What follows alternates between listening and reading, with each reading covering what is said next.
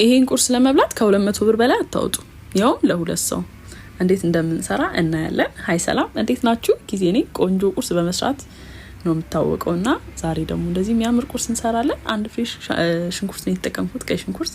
ከዛ እዚህ ጋር የተፈቀፈቀ አንድ ፍሬ አነስ ያለ ካሮት ተጠቅሜያለሁኝ። ከዛ እዚህ ጋር ደግሞ 2 የተፈቀፈቀ ቲማቲም፣ እዚህ ጋር አንድ ፍሬ ሽንኩርት፣ ጫው። ብዛቱን የምነግራችሁ ዋጋውን እንድትሰሩት ነው ማለት ነው። ከዛ እዚህ ጋር ስልሳችን ላላ እንዲል ውሃ እናደርጋለን። ውሃ ግዴታ ነው፣ አልበዛ ስልሱ ድርቅ ነገር ነው የሚለው። 3 እንቁላል ተጠቅሜያለሁ። እንቁላል 30 ብር፣ 3ቱ 90 ብር ማለት ነው።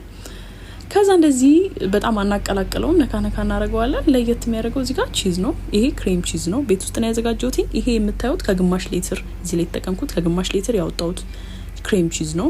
ግማሽ ሊትር ወተት 50 ብር ነው። እንግዲህ ስሩ ሂሳባችሁን። ከዛ እንደዚህ ክድ እናድርገን ትንሽ በሰል እናደርገውና እንደዚህ ቆንጆ በጣም የሚያምር ውጪ ላይ የማታገኙትን አይነት ቁርስ ቤታችሁ እንደዚህ ሰርታችሁ ብሉ። መልካም ቀን ይሁንላችሁ። ባይ